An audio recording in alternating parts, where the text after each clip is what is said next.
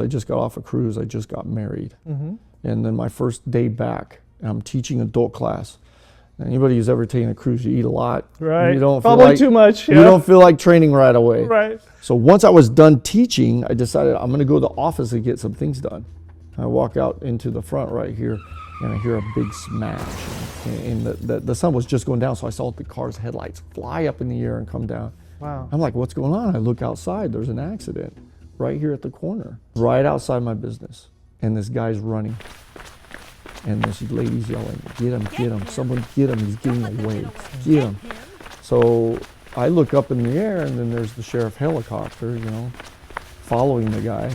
And I decided I'm gonna chase this guy. So I'm looking at his hands, he didn't have anything, he's just full on running. And I threw all my stuff down. I was wearing a gi just like this, took my sandals off, and ran down the street after him. And this is a long block. Halfway there, I was pretty gassed. Yeah, like I said, I just got off a cruise. And my mind's going, man, if I get there and I'm too tired to defend myself, that's going to look really bad. So I slow my pace down. I figure he's going to gas before me anyway, right? Right. He goes around the corner. This is Small Business Celebration, where we introduce you to successful small business owners at their place of business so that you can learn something that you can use today to grow a strong and profitable business and get your next big breakthrough. Hey Josh, I just started taking Brazilian Jiu Jitsu. Oh, how's it going? Well, I'm learning how to fall safely. So you're getting a black belt in gravity. Welcome to another fantastic episode of Small Business Celebration. This week we're going to be talking about how do you tell your boss you're opening a competing business.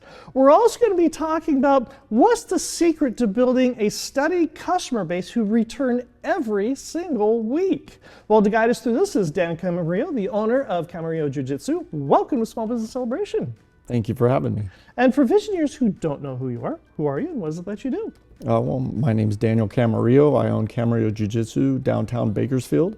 For those of us who don't know the martial arts very well, what's the difference between jiu-jitsu, judo, karate, et cetera, et cetera, et cetera? My first passion was judo. Okay. Started at age 4.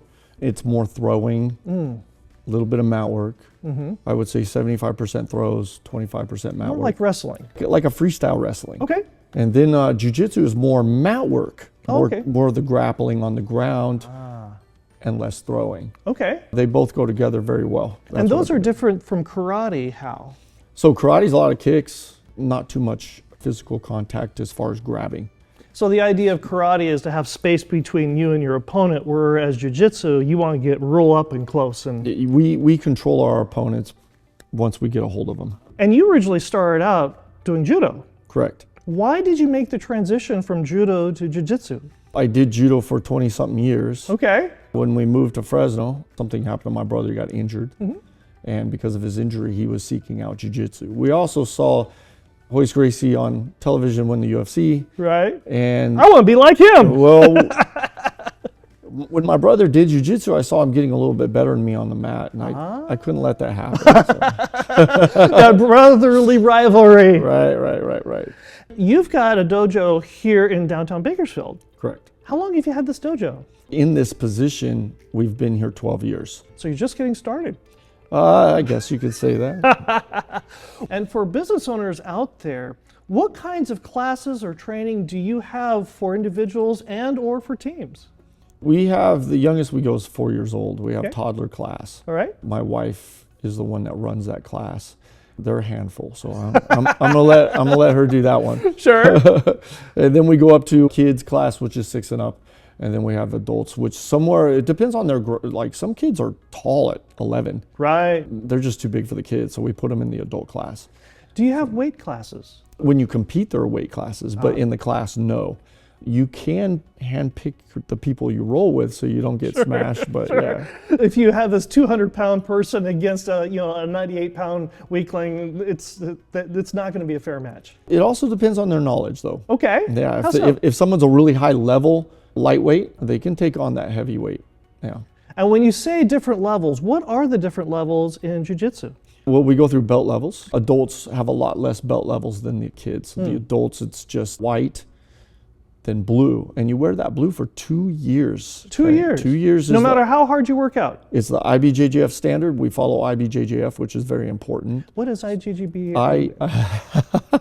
IBJJF, International Brazilian Jiu Jitsu Federation. I believe in having a good federation. Everyone competes the same way. A standard that everybody understands. Yeah. It's very important. And because there's a lot of other people trying to throw their own rules, and people are getting hurt over here. Then they have those rules, they go to another organization, they don't follow the rules, they get banned. You know, everyone should have the same rules. And then they keep the same blue belt for 2 years. 2 years. And then what? Purple. Okay. Purple is 1.5 years, and then brown. Brown's a year, and then you get your black. Now black is honestly a reset. Really? Because there are 10 levels, which we call degrees. There's no more promotions. It's actually a degree. First 4 stripes represents 3 years. And then the next stripe is 5, and then the next one's like 7. So the belt levels are not based upon knowledge and performance. They're based on duration. No, that's minimum requirement. And in my academy, I do evaluate how well you're rolling. But my main thing is dedication. If you're not on the mat, I don't care how good you are. How often do your students go on the mat in order to successfully take that 2 years and then be able to move on? We have some people that are just graduate quicker than others. That's just what happens. That's a natural thing. We have some that should be another belt level, but I have to wait. Because, you know, I'm asking because of all the overachievers in our audience. You know, they're the kinds of people that say, oh, you tell me it takes me 2 years to do this, I'll show you, I'll do it in 1. Right. Well, but then again, like I said, man, some people just naturally get it, you know, and they should be more advanced. I should be able to give them that belt, but I have to follow the rules, or when they go to register and they want to compete in that federation, they can't at that level. In that situation, do you set it up so that, okay, you're still in your blue belt, but I'm going to start teaching you things from the purple belt, even because you've mastered those at the blue level belt? I teach everybody everything. When they pick it up and are able to understand it, it's when it goes into their game. How soon do your students start competing? I recommend at least 6 months. Oh, really? Yes, but I've had people a little bit sooner, you know, and then they find out they should have waited the 6 months. they get it handed to them. They go, oh, okay, boss, I should have waited. Right, Coach? Right. And that brings us to, how well does AI know your business? Now, Visioneers, this is something that you can do there in the safety of your office. What we do is we've gone through and we've taken Camarillo Jiu Jitsu, entered it into the artificial intelligence machine, and asked it, what does it know? Now, Dan, are you ready to see how much artificial intelligence knows about your business? Let's hear it. Okay. Let's go. And for everyone that AI gets right, he's going to ring the bell. Your business is a Bakersfield-based Brazilian Jiu-Jitsu and Judo Academy. You're located at 811 19th Street in downtown Bakersfield. You're founded by Professor Daniel Camarillo. Founded by? Founded by Professor Daniel Camarillo. Founded by myself? No. Are you a professor? I'm a professor, but I didn't find myself. We'll call that one a Yeah. Okay, offers Brazilian Jiu-Jitsu and Judo training. Welcomes all skill levels and experience levels. Programs available for kids, teens, and adults. Offers gi, no gi, and judo classes. Family-friendly and supportive training environment. Strong focus on competition and tournament preparation. And teaches practical self-defense techniques. Wow, that looks like they only got one of them wrong. Yeah. For the Visioneers out there, because workplace violence is a thing, regrettably, and you teach businesses, employees, self-defense techniques that they can use there at the office if they need to. So I used to do this before, have a combatives class at 6:30 on Fridays. Combatives class. Combative. So then that's the self-defense part of jiu-jitsu. We'll put on gloves. They're called MMA sparring gloves, so you can't cut yourself. Okay. And then we do the jiu-jitsu techniques while getting punched. And this is important in this day and age because some businesses, you never quite know who's coming into the office. Yeah. Give us a brief overview on some of the techniques that you teach your students that they'll be able to use if they have to, hopefully not, at the office? One of the main things is situation awareness. A lot of people miss that. Did you notice the person coming in? Do you notice how hostile they are? Did you let them invade your space? So those are all one of the most important parts of everything. Once they invade your space, are you prepared for them to, if they strike first? I go through all that. And then what do you do if they do strike first? So honestly, you shouldn't let them close. But, Right. And then if we have to get a hold of them, how to take them down, how to control them without hurting, unless we have to. So yeah, we go through all that. And that brings us to our first Visioneer question, which is brought to you by Mike Saba, a Zillow Premier Agent with Watson Realty, born and raised and never left Bakersfield. Give Mike Saba a call at 661-203-8406 or reach him at mikesaba1 at iCloud.com today. And Visioneers, if you've got a question, you've got thoughts, something you'd like to learn about here on Small Business Celebration, reach out to us on LinkedIn, Facebook, and Instagram, and your question could appear just like Adrian, who asks, here's an awkward question. How do you tell your boss you're starting a competing business? Because that's exactly what happened with you. You were teaching at the academy on the other side of town. How did that conversation go? Well, you know, there's a respectful way to do it and there's a disrespectful way to do it, right? I was raised to do it respectfully. And I told Eric Nolan I'd like to talk to him. I sat down with him face to face and I told him, look, this is what's happening. I got this offer. I'm going to take it and that's where I'm going to be. What were some of the stipulations, though? What were some of the gentleman's agreement that you had with him about opening up your own dojo? Another part of the respect too is I wasn't close to him. I made sure we had distance. Oh, You know what I'm physical saying? distance. Yes, Okay. yeah. So I wasn't trying to hurt his business or anything like that, you know. Again, respect. When you said physical distance, you weren't talking about like down the street or around the block. Correct. How much distance is between? We're talking, what, 10, 15 miles? Something like that. Yeah, he's southwest. I'm downtown, so there's some room. And that physical difference, as far as clientele and business goes, why is that so important? Well, like I said, I respected Eric. You know, he gave me a job. I got to teach what I love at his academy. We had a 7-year partnership. And for me, the distance thing is so I'm not competing against him, right? I'm doing my own thing. He's doing his own thing, and he's been successful. I've been successful. If a business owner approaches you and wants you to teach their entire staff or have special sessions just for their business, just for their staff, do you offer that? Yes, and in fact, I've done that before, especially for the medical field. So usually that's all it's been is the medical field for a self-defense kind If you've ever been in an ER on a Friday night, I can see why. I've heard of them getting bitten, attacked, yeah. And what do those classes look like? Well, it's about an hour class, and I teach them how to hold people. We don't really go into physically hurting anybody. It's Right. more of control and hold. Maybe what you would look for to try and get out of that situation rather than stay in it. So you don't get bitten by a patient. You don't want to get bitten by anybody. And that brings us to the Visioneer game. And if you're not familiar with the way the Visioneer game works, I have a random word generator here on my phone. I have no idea what the random generated word's going to be, but more importantly, neither does our guest. And our guest has to take each of 3 words that I give him and somehow associate each word with his business. Now, Dan, you do realize that the fate of the entire jiu-jitsu and martial arts world is based upon your ability to get each of these 3 words correct. If you get one wrong, it's going to be utter devastation for the entire martial arts world and academies because nobody's going to be able to defend themselves. Nobody's going to be able to go ahead and have athletic fun with these classes anymore. And everybody's just going to become puppy dogs and rainbows and sunshine. And everybody's going to just wander around. I'm just rambling on. I have no So idea. no stress. No stress whatsoever. Yeah, okay. Okay.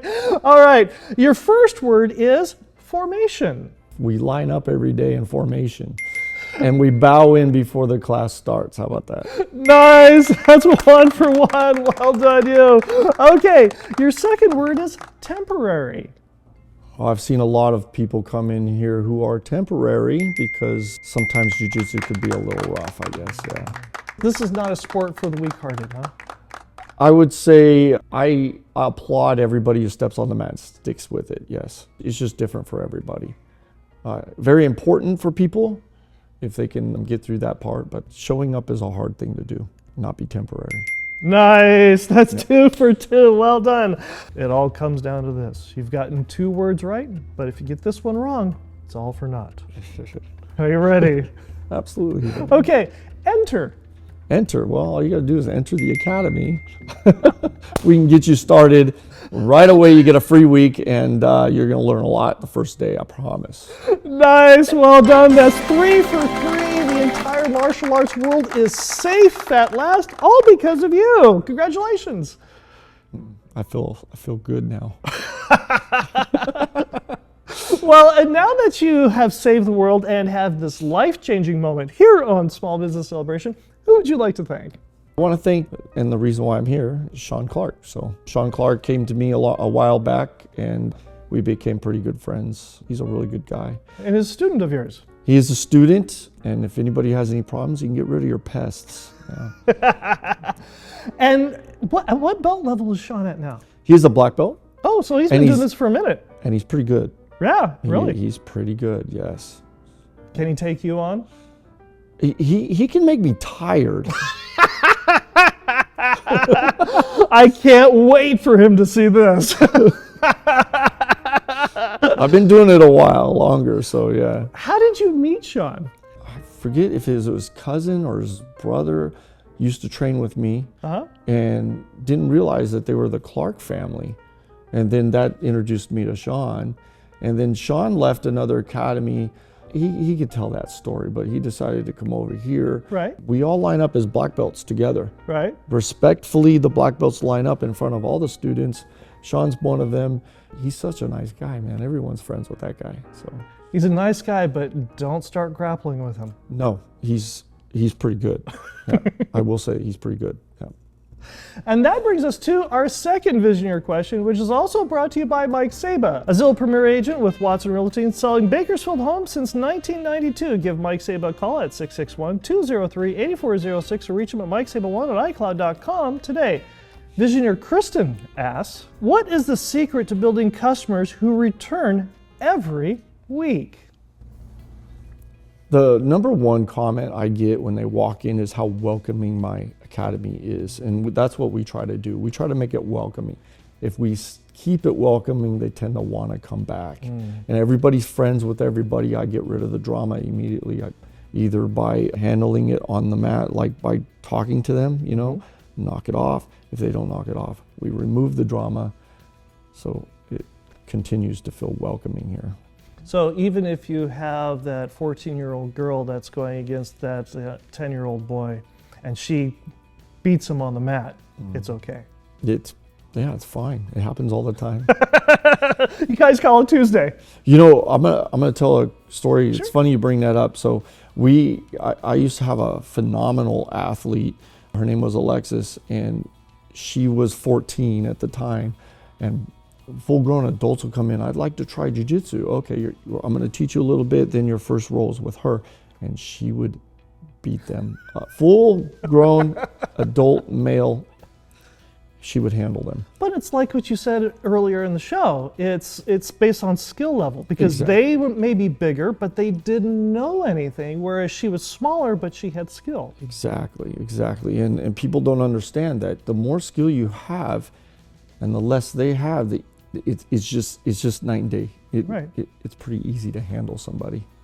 And being able to handle somebody, is that part of the reason why you don't have the drama? We have specific rules here, and treat everyone with respect. What are some of those rules? No cursing. We don't allow it. I'll play music when we roll, and I don't want them with any curse words or anything like that, right? We respect the mats by bowing on the mat. You don't wear your shoes on the mat, and just be courteous to everybody. No bullying. I hate bullying. It's one of the reasons why a lot of children become students. I think it's very more people that take this, right? So if you ever get in an altercation outside of the academy, and you're a trainer, usually the people who start problems don't know anything. Right? The people who have been disciplined and trained hard and everything, they don't want to fight anymore. It's just the way it is. It rubs it right on out of them. I had a student tell me that. man, I used to get in fights all the time. I thank you for teaching me this. Now he doesn't fight anybody. Is this knowing when to say when is what helped you with an altercation out in Mojave? The Mojave incident was huge. You know, what's funny was I just got off a cruise. I just got married. Mm-hmm. And then my first day back, I'm teaching adult class. Anybody who's ever taken a cruise, you eat a lot. Right. You don't Probably feel like, too much. Yeah. You don't feel like training right away. Right. So once I was done teaching, I decided I'm going to go to the office and get some things done. I walk out into the front right here, and I hear a big smash. And the sun was just going down, so I saw the car's headlights fly up in the air and come down. Wow. I'm like, what's going on? I look outside. There's an accident right here at the corner, right outside my business. And this guy's running. And this lady's yelling, get him, get him, someone get him, he's getting away, get him. So I look up in the air, and then there's the sheriff helicopter, you know, following the guy. And I decided I'm gonna chase this guy. So I'm looking at his hands, he didn't have anything, he's just full on running. And I threw all my stuff down. I was wearing a gi just like this, took my sandals off, and ran down the street after him. And this is a long block. Halfway there, I was pretty gassed. Yeah. Like I said, I just got off a cruise. And my mind's going, man, if I get there and I'm too tired to defend myself, that's going to look really bad. So I slow my pace down. I figure he's going to gas before me anyway, right? Right. He goes around the corner. I go around the corner wide just in case he's there. Now, see, that's another self-defense thing you got to be aware of. You don't come around the corner right away, boom, he hits you. You know, I went wide. And he's up against the wall going, no, no, no. And I put him in a lock, and I said, don't move. And he starts moving. I said, don't move, I'm gonna, at first I said, I'm gonna choke you out, but I decided to throw him. So threw him to the ground, got on top of him, put him in what we call a gift wrap, and that's where your arm's like this, and you pull it against him, and I sat on him, and my buddy's right there, and I told him, hey, make sure no one comes up behind me, because I'm out back to the corner. He stands out in the four-way intersection. I swear he did just like this. He's looking. And then sheriffs from everywhere, cops, sheriffs. And then I find out he stole a car in Mojave, and they were chasing him, but he was going too fast, so they called the cops off a little bit. I guess he got off right over here and wrecked in front of my academy. So yeah, caught the guy. And what did the sheriff's department do? Well, they walked up. You know what's funny? This is the second guy I've done an arrest on, a citizen's arrest. Mm-hmm. This is the second one, and every single time they come up and they go, hey, they thank me before they even get the guy. They thank me. I've had one time they sit there and they have conversations. I'm all, get the guy. I'm the one holding him for you guys, man. Get him. It's funny. I guess they know I got him. I don't know. But yeah, they arrest him. They throw him in the car. My academy ran out there, oh, there, or whatever. Come back, and then the news was right there. So I was on national news, I guess. I made national news. I had a guy in Florida call me up. What are you doing on TV, Dad? I was like, yeah. Well, and if visionaries want to get in touch with you and learn more about your academy, how do they do that? You can reach me at my website, which is CamarilloJJ.com. And my phone number, 661-201-3346, or you can email me at dan@CamarilloJJ.com. And I'll be right back with my final thought. Set boundaries without guilt. Set boundaries without guilt. One of the things our dog Bella used to do is she would get up in the morning and she'd do a lap around the house to make sure everything looked and smelled and seemed like it should be. And then the next thing she would do is she'd want to be let out into the backyard, where she would go through and she would do a hot lap right around the perimeter of the backyard. In fact, she did this so much that there was a rut that she had made around the entire perimeter of our backyard. And of course, when she was done, she would scratch at the back door, we'd let her back in, and she would walk in strutting triumphantly, her tail wagging, her tongue hanging out as if to say, all is well with the world. The house is safe once again. And of course, we would reward Bella by giving her some scratches and pets and love for a job well done. And invariably, our 6-month-old kitten Sylvie would just pounce on Bella immediately afterwards. Let's play! And our 14-year-old dog Bella would play with her as much as a 14-year-old dog can play with a 6-month-old kitten. But invariably there got to a point when Bella had had enough. She was done playing. And at first she would try to shrug herself away, to which Sylvie would pounce on her again. Let's play some more. And then Bella would kind of try to trot away, and Sylvie would pounce and play some more. And finally, Bella would have enough. She would turn and snap at Sylvie. Sylvie got the message. Bella was done. And it got me to thinking, how often do you and I go through our day and we have a defined set of boundaries that we know that's important to us to be able to function in life? And yet, every now and then, there's that person that tries to push on that boundary. And we just have this natural instinct to want to kind of shrug away at first or try to distance ourselves away politely. But that person keeps pushing and pushing and pushing. And at a point like that, what should we do? Well, maybe we should be like Bella. Maybe it's time to snap back. Not hard, but just enough to let that person know this is the line, push no further. And do it without guilt. Bella doesn't have a problem with that. Why should we? Set boundaries without guilt. I hope you enjoyed our conversation this week here on Small Business Celebration, and I hope you learned something that you can use today to grow a strong and profitable business. And we'll see you here again next week when we celebrate another small business making a big breakthrough.